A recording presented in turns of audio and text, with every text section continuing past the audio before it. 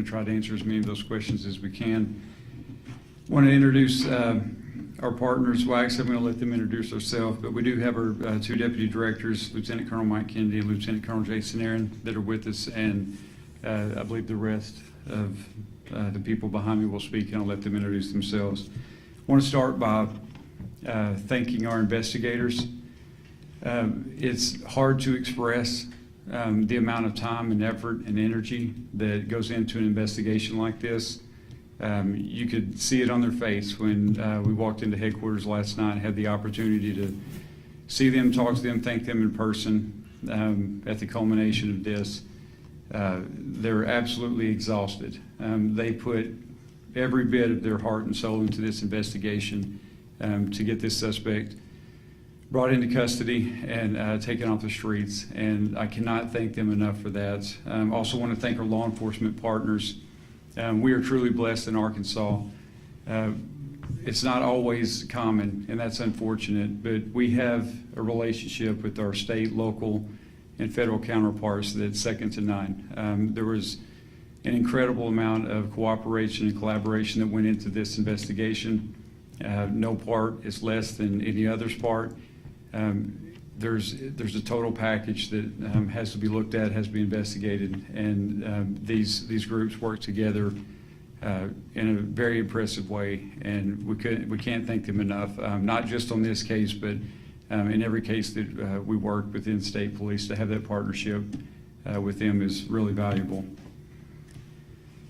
I want to thank the public for providing images and videos from cell phones, home, and business security footage that directly advanced this investigation.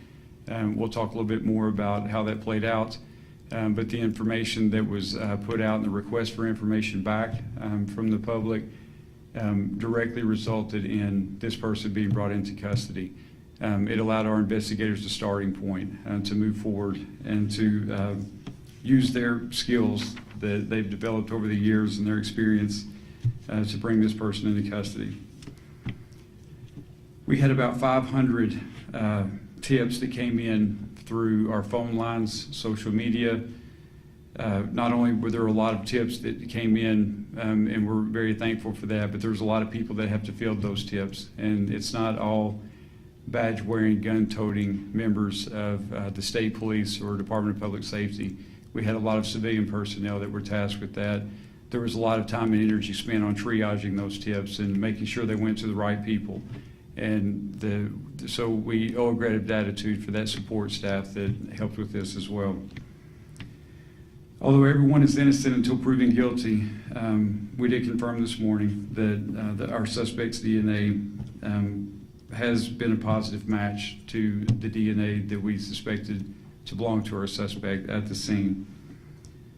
During an interview with investigators, the suspect indicated that he did commit these murders.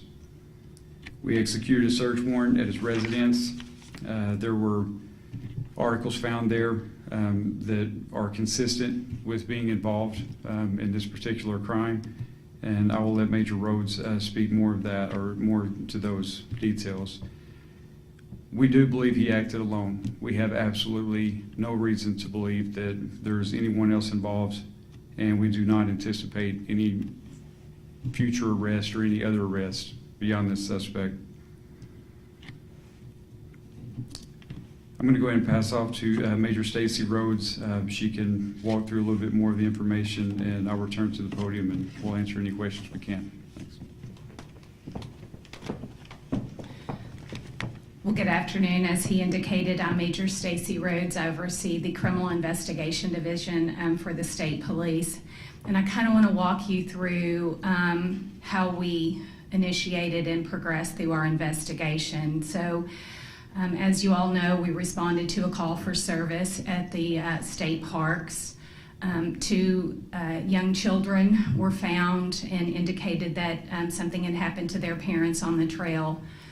That initial information that came from the kids gave us our first starting point, which was a description of a suspect. There was another witness at the park that we encountered that gave us additional information about the suspect and a particular vehicle that he was seen leaving the park. With that, we took the information, completed and let me kind of, we'll start there. So from there, we had a pretty good description of our suspect. We did our initial release. Other witnesses came forward that were on the trail during the time that the murders occurred that did not see the murders, but brought forth video footage, photographs that they had taken on their day trip to the park. From that, we obtained a photo. We interviewed witnesses and were able to compile a composite sketch of what we believed our suspect looked like. With that, we received dozens and dozens of tips. With the initial vehicle information that we received, it being a black sedan, one of the initial descriptions was that it was sporty. From that, we received well over 5 or 6, close to 10 videos of this particular car from homes and businesses along the routes in and out of the park. So we were able to ascertain a pretty good description of this vehicle. So with that vehicle information, that became critical in identifying our suspect. So with the photos or the tips that came in with the composite and the photo, as the Colonel said, we received over 500 tips. And initially we were using the names and information to come out to compare with, did they have black vehicles? Did they meet a certain criteria of vehicles? But as we began to hone in on the vehicle, it became clear that it was a Kia Stinger. And we used that information to vet various owners. And our suspect was identified, and with that we sought him out and we located him at a local barber shop there in Springdale. We took him into custody, and with that we spoke to him, and he made statements indicating that he had committed these heinous acts.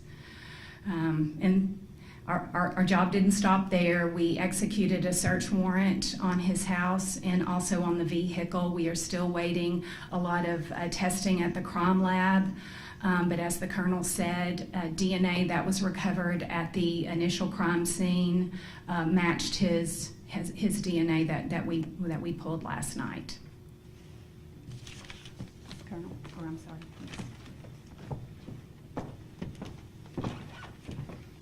Good afternoon. My name is Brandon Carter. I'm the prosecuting attorney for Washington County, Arkansas. The first thing I want to say here today is that my thoughts are with the Brinks family. There are 3 girls who tragically lost their parents in this case.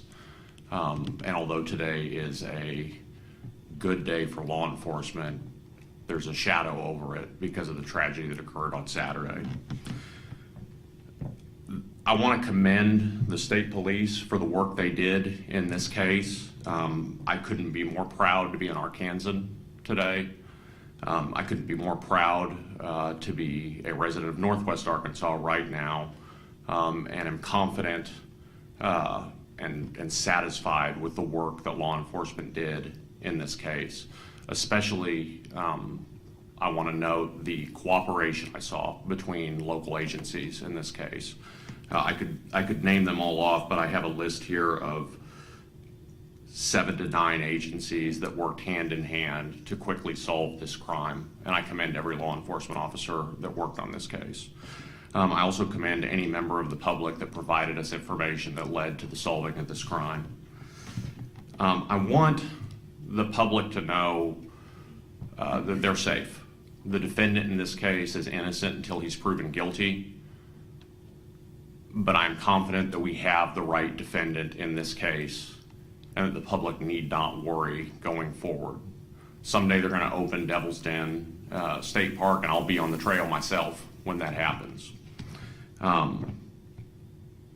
The defendant will be spending time in Washington County Circuit Court over the course of the coming days. It is my intention to use the full weight of my office to bring this defendant to justice for the Brinks family.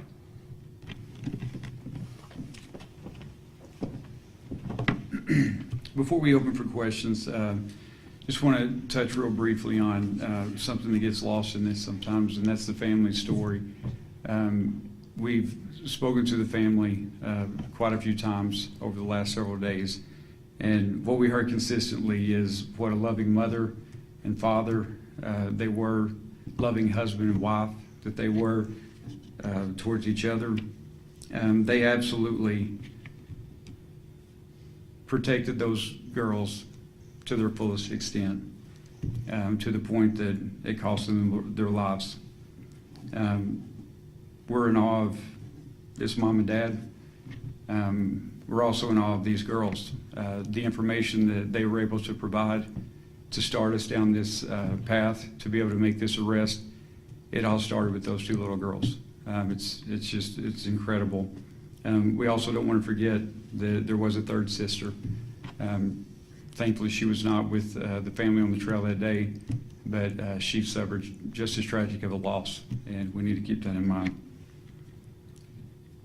Because of that, I would plead with you and the public to please be sensitive to the fact that there's a family that's grieving. It's hard to express, because I can't understand it, what they're going through. Misinformation hurts. Speculation hurts. When they read things, when we talked to them earlier today, they expressed that to us, that they're reading things in social media. They're reading things that are just simply not true. People are speculating. They're talking about things that are not factual, and it hurts. There's no place for that. Along those lines, we have to be very careful in an investigation to be calculated in the amount of information that we put out and when we put that out. I can tell you that this investigative team had one mission and one mission only, and that was to put hands on this suspect and to get him off the streets. And on a daily basis, we got together and we talked about what we felt like that we could put out to the public and what was going to be advantageous for us in the investigation and what could potentially be detrimental. One thing that we did not want to do is put information out that was going to take attention away from someone that we needed to look at. You have to remember all the information that we're working off of started with two little girls that witnessed the most horrific thing that you could ever imagine. That was the base of everything that we had. So we had to be careful about relying solely on that information. We had to collaborate that. We're also working in an environment that is half a mile into the woods. So by the time that we get the information from these little girls, and then we collaborate that with members from the public, they can talk, or they can, give us further information based on the suspect description and things like that. And then that leads us to a vehicle, and then that leads us somewhere else. This is not an episode of CSI. It's not going to be wrapped up in a 1-hour episode. It takes hours and hours to develop that information, corroborate that information, and know that it's good information, and know that it's something that we can put out. The last thing that we want to be responsible for is putting information out that's going to hinder the investigation or hinder someone's their likelihood of calling us and putting us onto a suspect that we need to be looking at, because it didn't meet all the markers that we thought it should meet. So I hope you can be understanding of that, and I hope as we move forward from here that the speculation and a lot of the talk and a lot of the chatter, especially on social media, that people will be very sensitive to that. This family's been through enough, and they don't deserve to be victimized any further than they already are. And with that, I'll open it up for questions. Colonel, Yes. can you elaborate more on what was the reason behind this? What was the motive for this? Was this random, or what happened there? And what was the cause of death? How were they doing? As far as the motive is concerned, it's part of the investigation. It's two-part. The first part of the investigation is always going to be to identify and apprehend the suspect. The second part of the investigation is a lot of the whys and a lot of the details. That's still a part of the investigation. I can tell you that we have no reason to believe that there was any known association between our suspects and our victims. There's nothing to indicate that at all. It appears to be a completely random event. As far as the weapon that was used, it was a knife. Our victims died by stab wounds. Yes, ma'am. We've spoken to a few parents from students who he was their teacher in different states, and they all kind of gave this synopsis of perhaps he was a predator. Their children felt like he preyed on younger age girls during his time teaching in those states. We were wondering, have you been exploring any connections to the crimes that Megan may have been connected with, and any indication that this was his first time committing this? Was he after those girls? Were those his target? From what we know right now, we have no indication to suggest that the girls were his target. Even if this was his first time, but he just went to that one time that day. I heard potentially somebody suspicious could have been there the weekend before. Was he just that first time at the park, or do you think he was laying out and calculating? Honestly, that would be pure speculation on my part. Now that we have our suspect in custody, there's going to be a part of the investigation that's going to go back, and they're going to look at timelines, and they're going to look at kind of his movements leading up to that, and hopefully that will give us all a better picture of why he did this, how long he had planned this, things like that. But right now, that's all part of the investigation, and it would simply be speculation on our part. I believe he was injured as well. Can you elaborate on that? During the attacks? Yes, he was injured. I do not know the specifics of those injuries. I do know that his injuries resulted in blood loss, and it was that blood loss that allowed us to establish a DNA profile to begin with, and it was that DNA profile that was matched today against our suspect. I would assume that's any loving parent trying to do whatever they could to protect their loved ones. Absolutely. I would say you're correct. Yes, You ma'am. mentioned some articles found in the house. What was found? Stacy. So if you'll remember the photo that was of the back of our suspect, we did find items that were consistent with what was seen in that photograph. Was the weapon there? Well, we don't know that it's the weapon, but we did collect some knives from the residence. We won't know until we test it, obviously. The arrest itself, did he resist? Was he easygoing? What did that look like? No, he was completely cooperative. Can you speak on the terrain, the area that the victims were found in regards to the girls getting to safety to get help? What kind of time frame that will look like for two girls? Was it a rough terrain? Was it something that, another person found them within an hour, or can you speak on that? So I don't know that we can speak on to the time frame, but the terrain was what you would see in a typical park. I don't know that it was particularly rugged, but it had some inclines. It was fairly maintained, but it was, our estimation was about a half a mile into the park. So you can imagine how long that would take to get out. We had heard reports. Can you confirm that the father was stabbed first, the mother took the kids back into the car for safety, went back to help her husband, and then she died too? So the information that we have is that the husband was attacked first. The mother did not return all the way to the car with the kids. We believe that the mother took them to safety and then returned to help her husband. I know you all said that the suspect, I believe, indicated that he had committed these acts. Any more specifics on what he may have said since his arrest? We're not going to comment on that at this point. It wouldn't be fair to the continuing investigation. And then I assume this would be for maybe more the prosecuting attorney, but do you know yet if you'll pursue the death penalty in this case, or what kind of consequences you might seek? This case certainly has the aggravators that exist where a jury should get to decide what the punishment for this defendant is. It is my intention to pose that to a jury. So the state will not be waiving the death penalty in this case.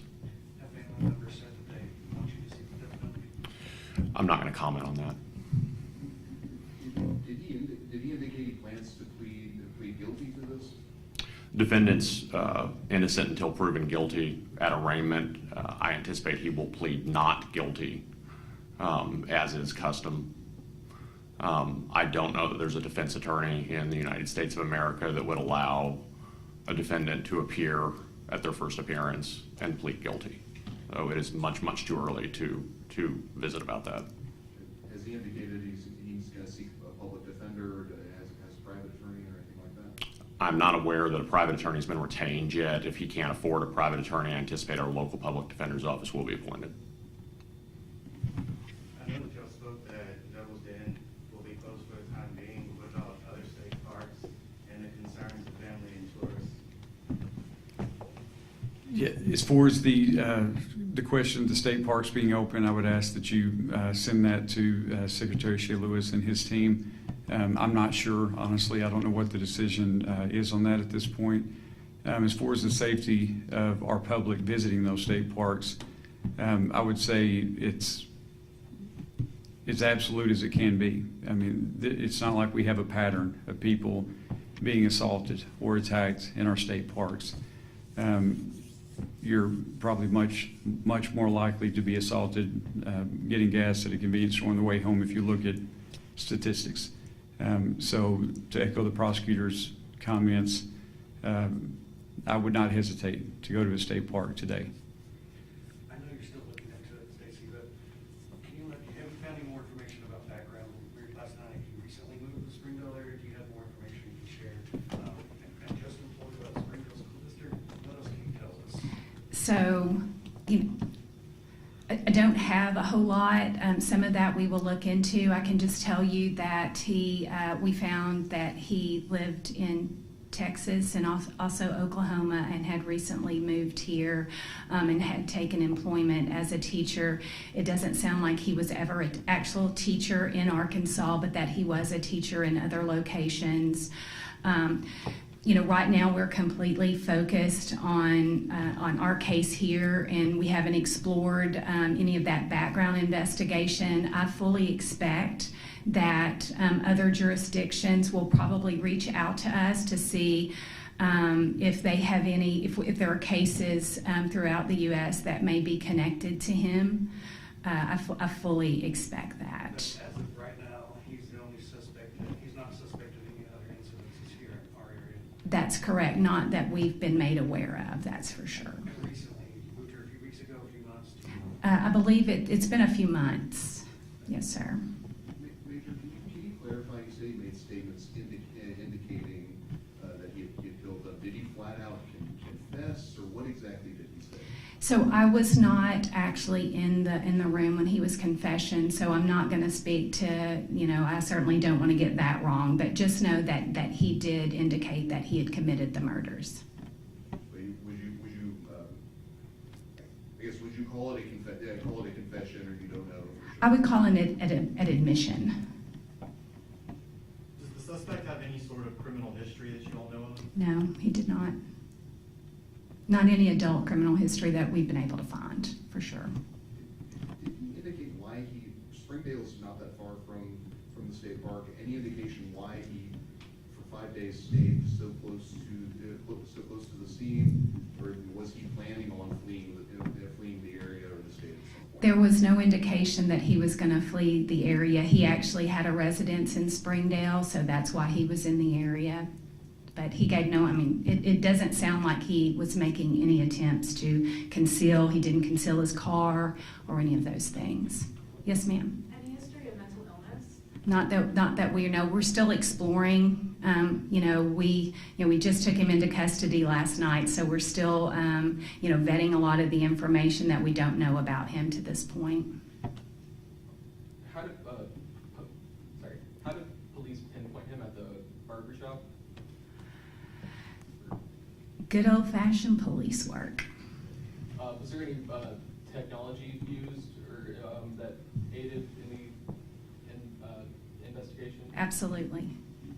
Can you elaborate on that? Like, were there any license plate readers or anything that gave a tip to where he was at that point in time? Or I'll just say this, that there's rarely a case that we work that doesn't include those types of things, so we used everything. When I say that it was all hands on deck and there was no stone left unturned, it involved all of those technological aspects.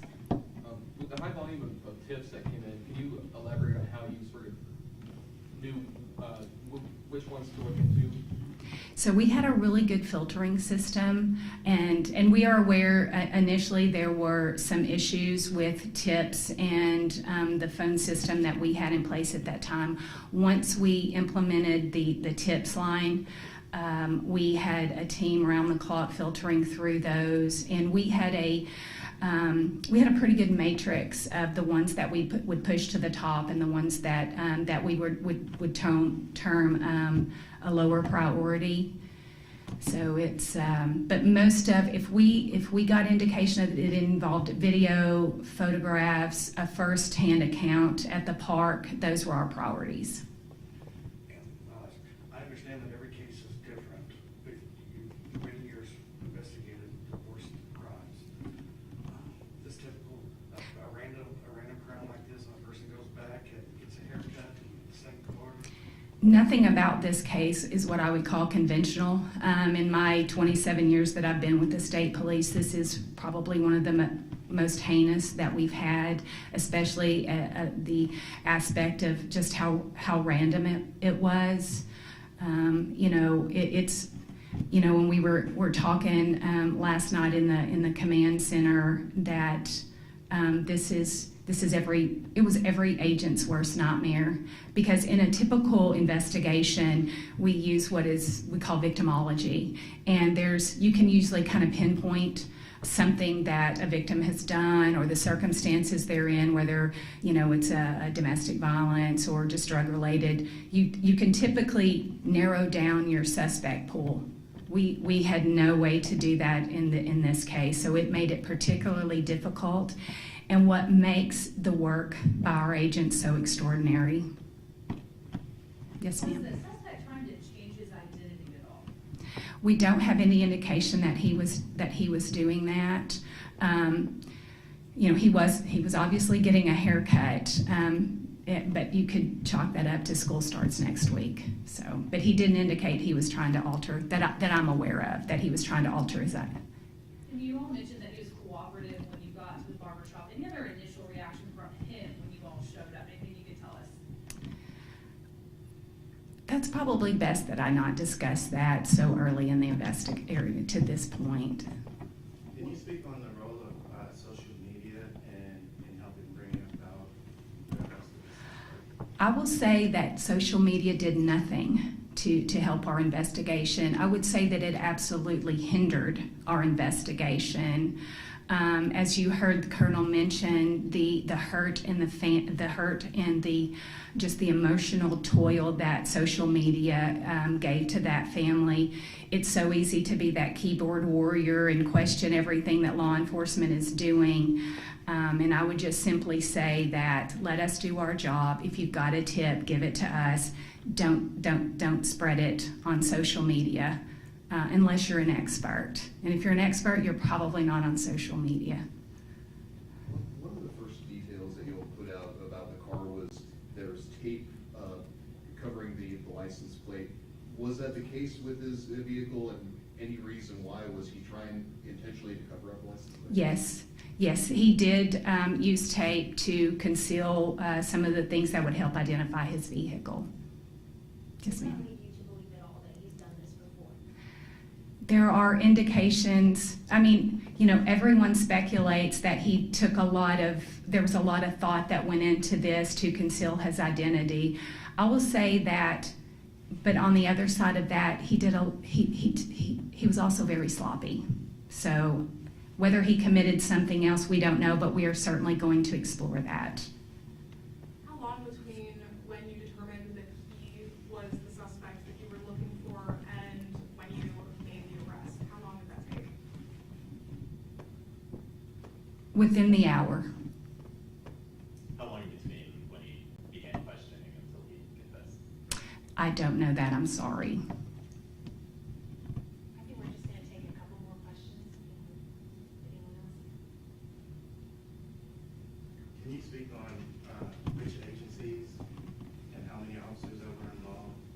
Oh, so in any agency that I missed, the colonel may have included this. I can tell you that the FBI was instrumental, the Washington County Sheriff's Office, the Fayetteville Police Department, just about every agency up there, the Benton County Sheriff's Office with their flock cameras, the Park Service, the Game and Fish.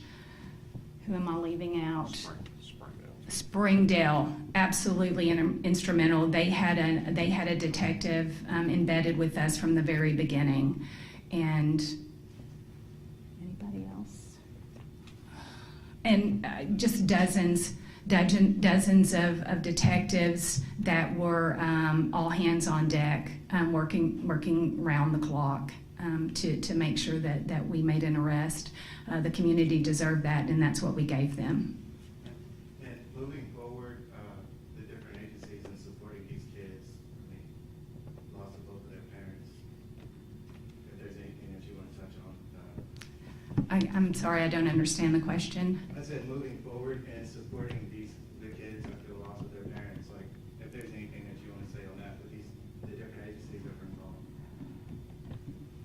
Colonel, you probably better answer that question. I'm not sure if I understood the question exactly, but I can tell you that Governor Sanders has been in contact with the family multiple times. She's expressed the absolute heartbreak of the state, the support and the prayers that that family will receive, not only from her and her family, but from the state of Arkansas. In addition to that, she's made available any resource that family needs during this recovery process from state agencies, whether that be law enforcement or other type of support agencies. I can also tell you from someone myself that has spoken with the family multiple times, they're an incredibly strong family, and they have a very, very strong family support in place. I have no doubt that those three girls are going to be well taken care of, and they're going to get everything they need from that family. And they also know that if they have a need that we can assist with, we being the state of Arkansas, any type of state public entity, then we will absolutely do that. Lastly, I know while the investigation is ongoing, you're conducting an internal review and see could things be done better, to call transfers and information view, at least am I correct in anything like that? Yes, we will always, after any significant incident, we'll debrief it, and we'll look at what we did right, what we did wrong, what we could do better. I can tell you from our vantage point right now, it's hard for me to be critical of anything that our investigators did. They have, you know this, I know these guys, I know our capabilities, but you forget, honestly, until you see it play out. You see the level of expertise and skill.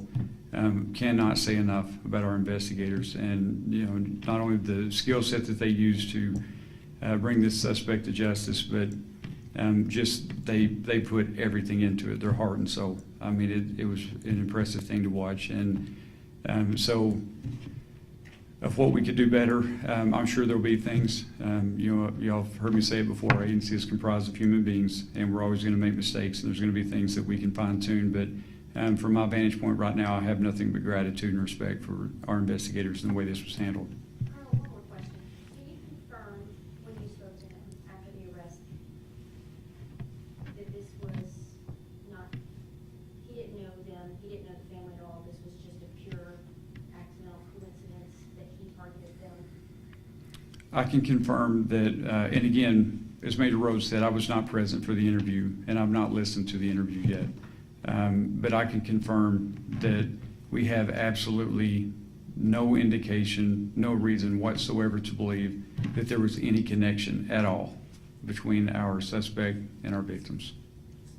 I've got one more. Can you elaborate on the role that the FBI and federal law enforcement helped in the investigation? Yeah, so the first thing I can tell you is how blessed we are with their partnership. The prosecutor and the major both mentioned all the agencies that were involved. What's always nice about that is they don't wait on us to call them. As soon as this was known, as soon as it was made public, honestly, I don't know how they found out as quick as they did. My phone started ringing off the wall from our special agent in charge of FBI in Little Rock, from the sheriffs in the northwest part of Arkansas, the police chiefs in that area, HSI, you name it, just about every agency that you can think of immediately reached out to us for any support that we needed. I cannot specifically tell you what roles they played, but I can tell you that they played significant roles. There was, as the major alluded to, there's part of the investigation that is looking at this from the standpoint that it's completely random. There's another part of the investigation that has to close the loophole of, is there a connection at all between our suspects and our victims? And unfortunately, in this case, our victims had recently moved here. Their origins are from California. They, I believe, lived in North Dakota most recently. So there's a lot of geographical space and a lot of people that had to be talked to, and we leaned heavily on our, not only our state and local partners, but other state and local, and absolutely our federal partners. I'm just curious about the communication challenges out there. I know you can't get cell service when we go out there. Right. How much, did that affect the response, and how did that affect the investigation? Yes. The answer to that question is yes. It was very challenging. The fact that we did not have cell service and our investigators didn't have cell service, that other campers on the trail didn't. So, again, it kind of goes back to the type of information that was coming in, the amount of information that was coming in, and the time lapse of the information that was coming in. It all factored in. To say this is an unusual crime scene, an unusual crime in just about every aspect, it was extremely challenging. And all of those things came into play, from lack of cell service to the terrain itself. I think one more, and then we're gonna wrap up. Yes, ma'am. Are the kids enrolled in anywhere near the school that he was going to teach at? I don't know the answer to that. I know the kids are with family right now, but I don't know the answer to that. Okay, thank you very much.